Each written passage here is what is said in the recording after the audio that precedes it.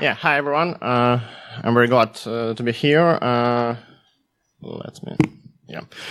So I'm talking about MyPy for 2 or 3 years already, and I'm still a bit frustrated because it's still not hot topic.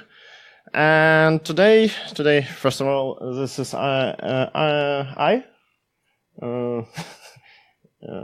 I'm a speaker. I'm Igor Davydenko. I know Python, JavaScript, and today I will talk about this stuff. I will talk about maintainability code, code predictability, developer experience, and tool set for type annotations. And I will talk with my own experience for this period of time of how I use in real projects type annotations and how this changed my skill set and how this changed my vision of the code. And we will start with maintainability.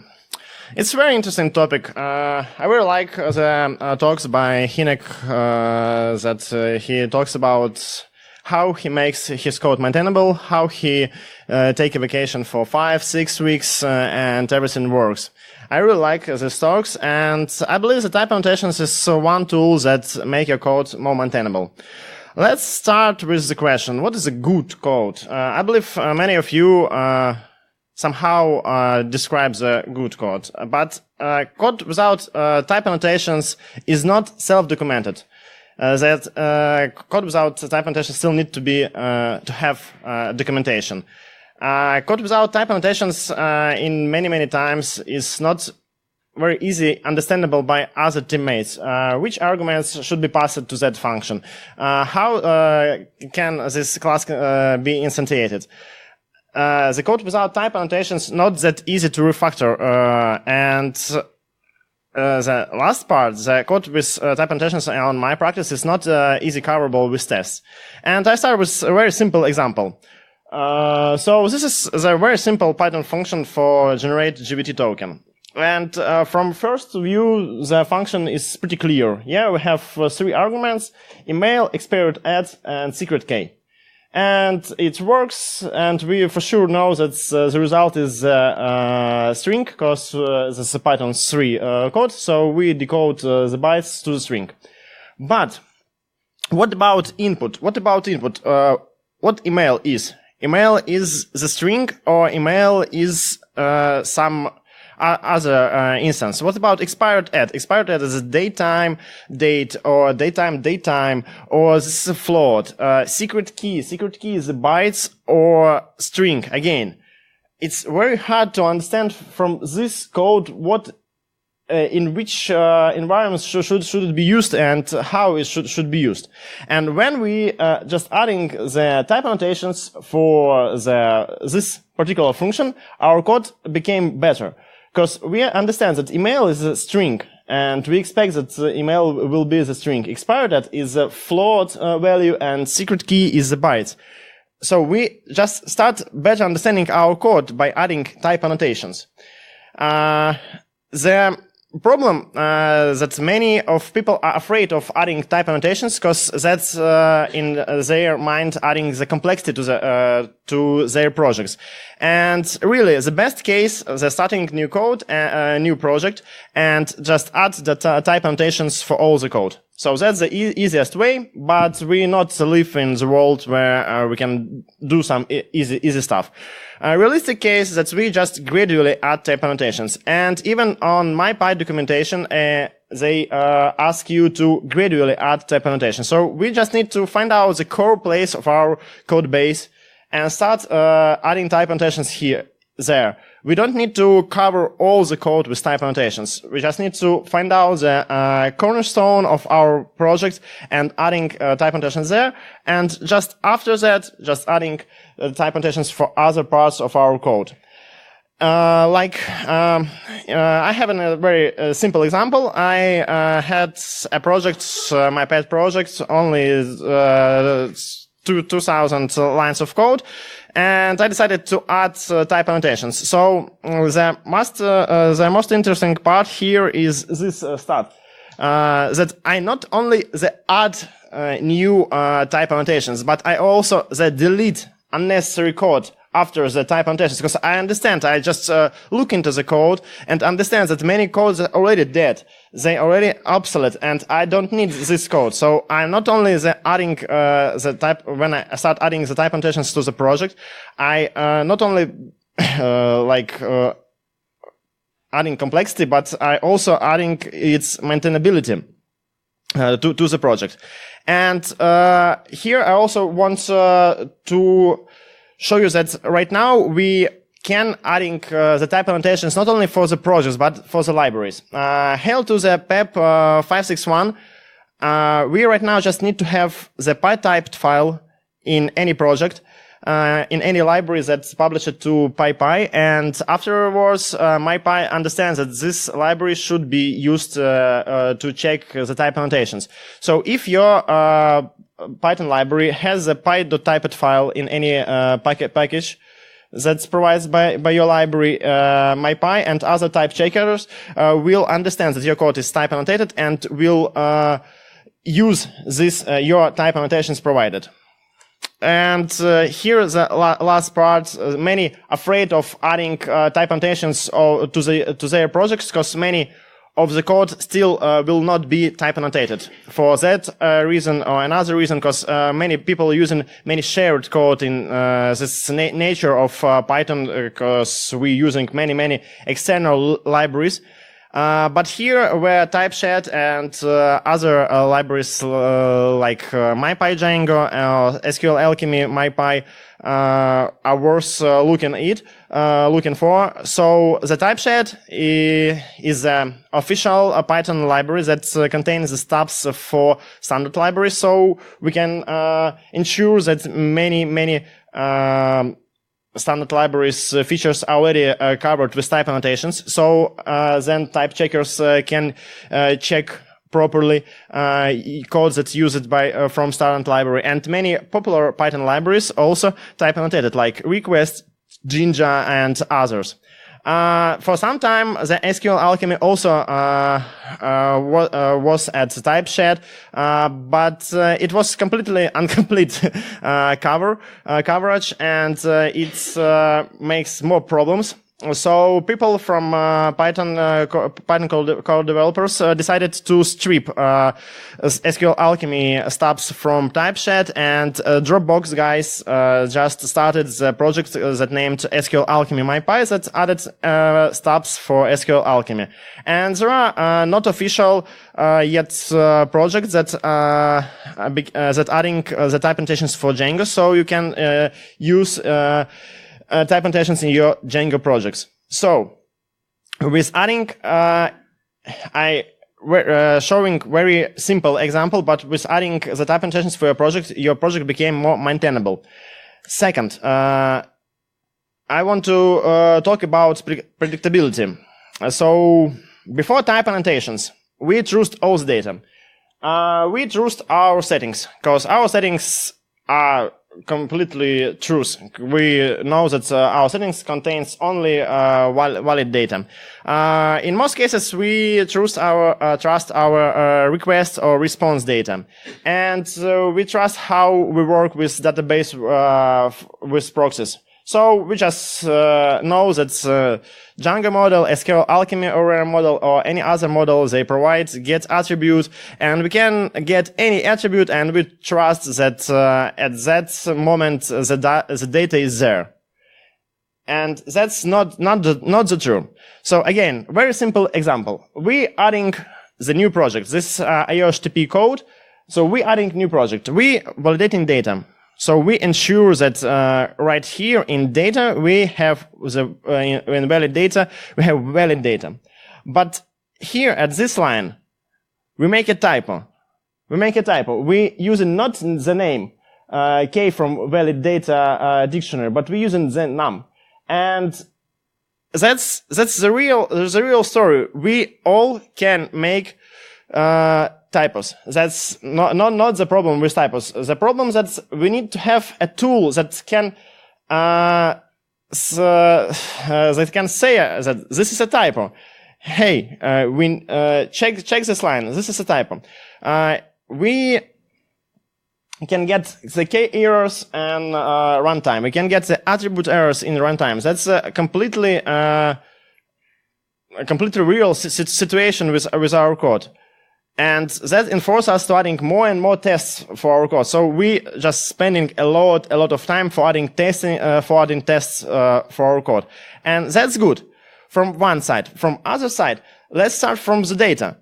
What if we we prepared the data that way that static type checker like MyPy or other understands that we make a typo here? We just have enough tools for that. Starting from Python 3.6, we got the NamedTuple. NamedTuple, I believe many of you knows this from collections NamedTuple. This is just the typed version of NamedTuple.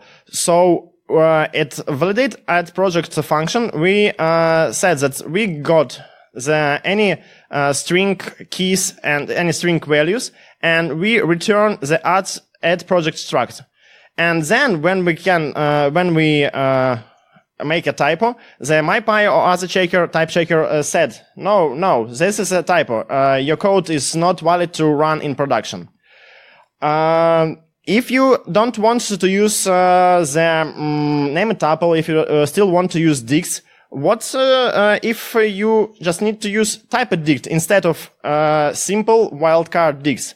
Typed is MyPy extension, and here is pretty again simple declaration of your data. So you declare your struct, and again, if you make a typo, you got the message from the MyPy. Python 3.7 added the data class. So the Python core developers understand that NamedTuple is not powerful enough, and NamedTuple relies on wrapper on just eval code that's generated. So they designed the new way of working with data and named it dataclass. And dataclass are much more powerful tool for working with data. But it misses one point. It misses a point of data validation. And here where the very good library that named pydantic, I don't know how to spell it, pydantic, is very usable. So pydantic checks the type annotations and validates your data based on your type annotations. So here again, in that moment, we understand that we will use the add project data structure, and if we make some mistake, if we make some typo, if we start using some attributes that not yet declared, we got the message from the MyPy. So after type annotations, you start thinking in structs. You start thinking like a Rust programmer. So you need the structs for everything. You need the structs for get the data. You need the structs for respond with the data. And these are very good for not only for you, but it's very good for your teammates, because teammates see the type annotations in your project and understand that you expect some data and you respond with some data that's already typed, and you understand which data you use. And more, the static type checker like MyPy makes sure that you know redefine the var. The variables are very frequently redefined when you use just Python, because Python allows to do it. But that's not very good, because that's maybe result in bad logic in your code, and maybe sometimes you don't want to that var to be redefined. And like again, MyPy doesn't allow you to change the method signatures on inheriting some objects. And again, you just became avoiding some complex data structures, because when you need to type the complex data structure, you just start to thinking, why I need to do this? Why I cannot use more flat structure, more predictable, more simpler structure? And you start avoiding any data. You start trying to be your code more predictable and again more typed. So I'm not sure how properly to explain it, but you start thinking in some structures, and that's great. And let's talk about developer experience after type annotations. So first of all, no docs, no problem. That's not true, but I need to have that slide. I just want to say that you have properly type annotations your simple function, and you understand what's need to be passed to functions and what's result of the functions. That allows you to, first of all, to editor became your friend. So everyone right now have a lot of memory on their laptops, and they can just parse all the tree of all the structures that you use. But right here you see, we type the build secret, and we starting with dot and dot low, and we understand that the next function can be just this and not other one. So we just start typing much faster with annotated code. We just understand that we cannot use others, we cannot use other attributes that does not exist there. So editor became our friends, and no tests. Yes, there's still problem, but with MyPy, you became another level of robustify your code. You have another level of how your code became more stable. Because MyPy allows you to find additional problems with the code. Yes, you still need to write tests. I'm not saying that you don't need to write tests. Just use MyPy. That's not true. But for sure, MyPy allows you to find additional problems with your code. And funny enough, but type annotations became your better programmer in a way that you start better understanding other languages. Like here's an example of Rust, and you understand what's going on here. That's like where is the function, what's the arguments of the function, what's the result of the function, what's the structure, which attributes, which types can be used for structure attributes. Same for flow. Flow type is a subset of JavaScript. So yeah, again, it's see that code not understandable for you. You understand how to work with different kind of code. When the code is not type annotated, you are in the black hole. But when you have this type annotations, when you have this help messages from other colleagues, you became better understanding other languages. And this Elm and final set of my talk is a tool set. So first of all, this MyPy is a cornerstone for type annotations in Python. This is static type checker. MyPy right now bundles with two extension libraries. I'm not sure why two, but they have MyPy extensions and typing extensions.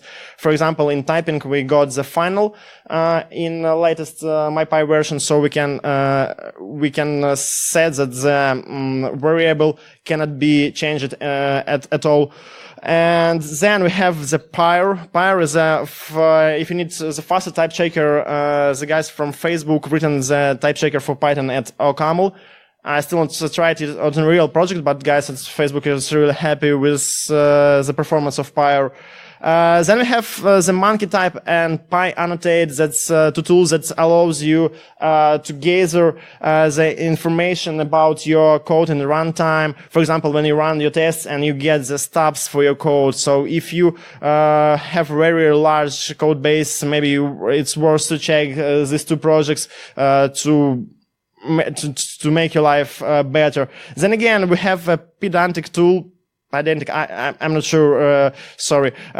So when you need to validate your data, you have, three three ways: base model for basic validation, data class for better integration with MyPy, and base settings. And finally, you have MyPyC. It's a very esoteric tool. If you want to generate Python C extensions from type annotated code, you can do it. It's product from MyPy authors. So conclusion, annotate your code for all good things, and thanks.